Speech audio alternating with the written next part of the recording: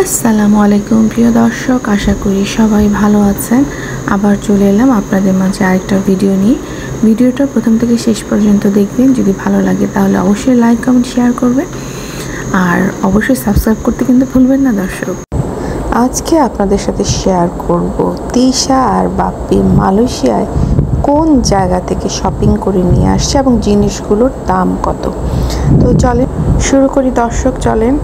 So প্রথমেই বলি, আমি বলেছিলাম যে আপনারা বাপ্পিকে যেই কয়দিন মালয়েশিয়ায় দেখেছেন, বাপ্পির মুখে হাসি দেখেছেন কখনো? হ্যাঁ হ্যাঁ হ্যাঁ হ্যাঁ করতে শুনেছেন কখনো?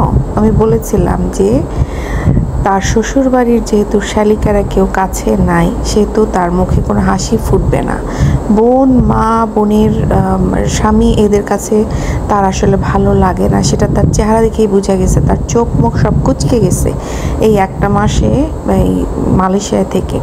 দেখেন, যেই মুহূর্তে সে তার মিমের সঙ্গ পেল, সেই মুহূর্তে তার একদম প্রাণ খোলা হাসি হ্যাঁ হ্যাঁ হ্যাঁ হ্যাঁ শুরু হয়ে গেল।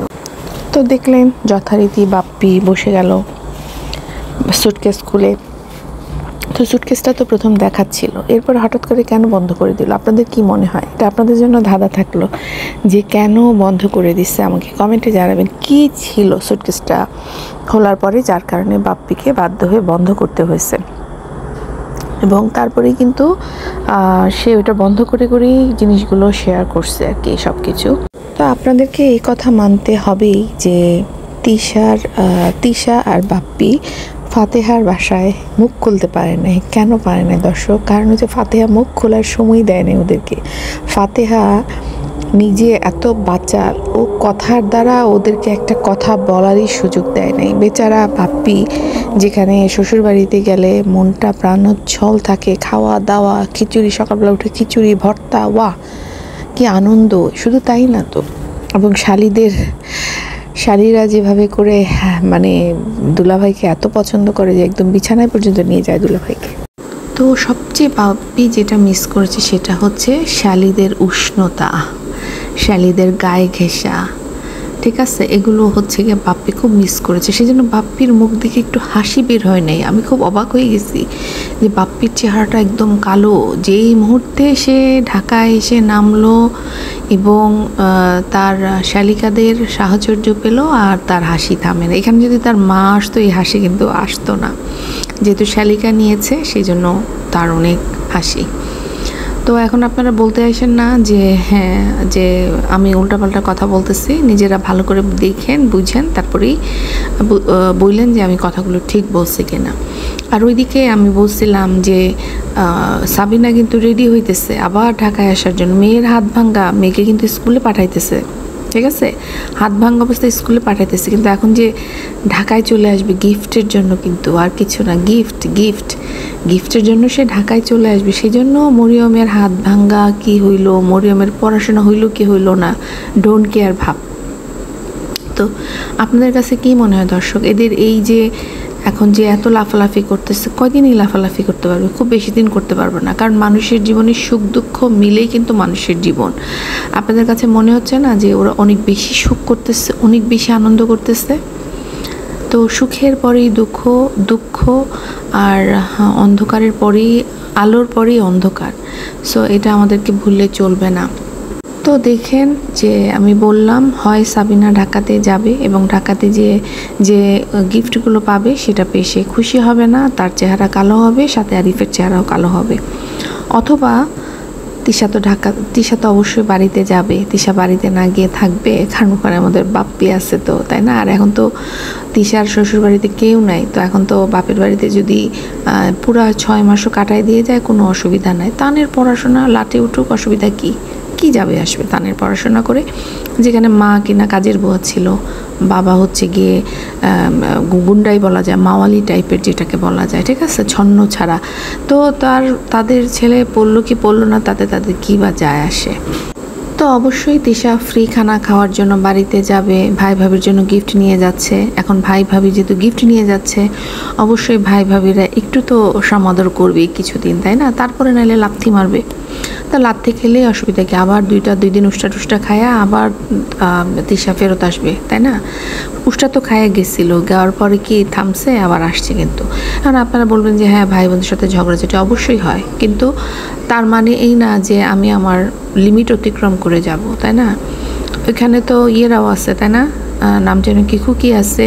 খুকি কয়দিন বাপের বাড়ি থেকে তার ভাবিদেরকে ডিস্টার্ব দেয়।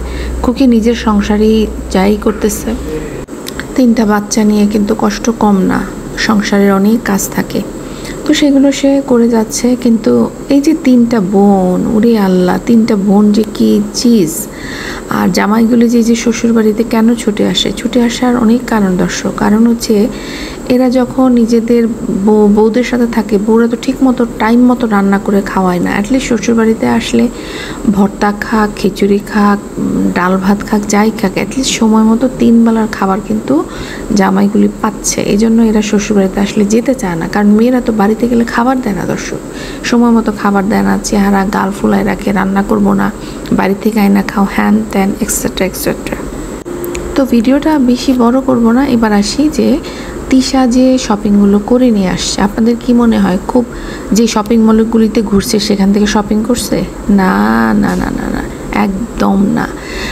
যেখানে এই যে ঢাকাতে যেভাবে ফুটপাত থেকে, নিউ মার্কেটের ফুটপাত থেকে শপিং করে যে নিয়ে যায় না, ওইখানেও মালয়েশিয়াতে গিয়ে মালয়েশিয়ার ফুটপাত থেকে জিনিসগুলো কেনাকাটা করে নিয়ে গেছে। একটা চকলেট, একটা মানে কি বলে এটাকে, যে জিনিসগুলো নিচ্ছে কোনোটাই কোনো ব্র্যান্ডেরও না, কোনোটা কোনো শপিং মল থেকেও কিনে নেয়। আপনারা তাদেরকে দেখছেন শপিং মলে যে ঢুকছে সেখান থেকে কোনো কিছু কেনাকাটা করছে?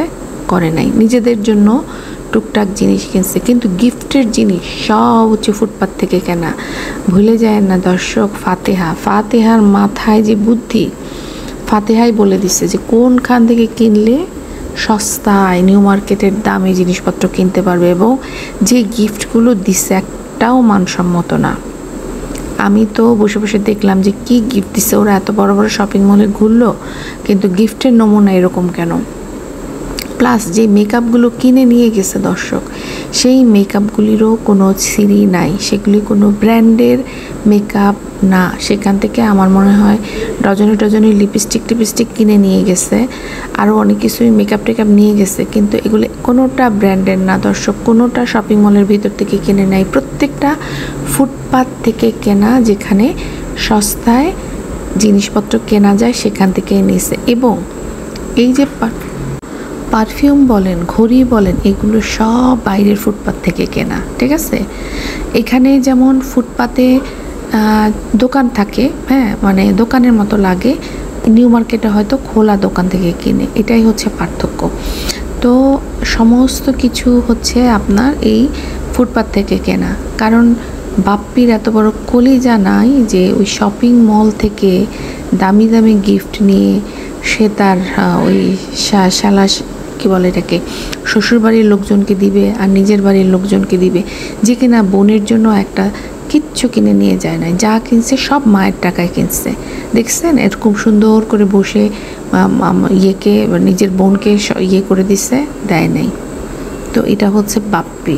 সেই সব দর্শকরা কোথায়, তাদেরকে আমি একটু দেখতে চাইতেছি, যারা কিনা আমাদের সাবিনা যখন প্রেগনেন্ট ছিল তাদের যে কি মায়া, তাদের যে কি ভালোবাসা, যে সাবিনাকে সব সময় বলতো খালি শুয়ে থাকতে, ঘুমায় থাকতে, বসে কাজ করতে পারবে না, তারা কি এখন চোখে দেখে না যে সাবিনার যে ননদটা, যার ডিউ টাইম মানে ডেলিভারি টাইম চলে আসছে, সাবিনা তাকে বসায় যে ফল কাটাইতেছে, ঘরের কাজকর্ম করাইতেছে, আপনারা কই, আপনার কি চোখে ছানি পড়ে আছে এখন? তো যাই হোক দর্শক, আজকে আর বেশি কিছু বলবো না, পরে আবার কথা হবে। আল্লাহ হাফেজ।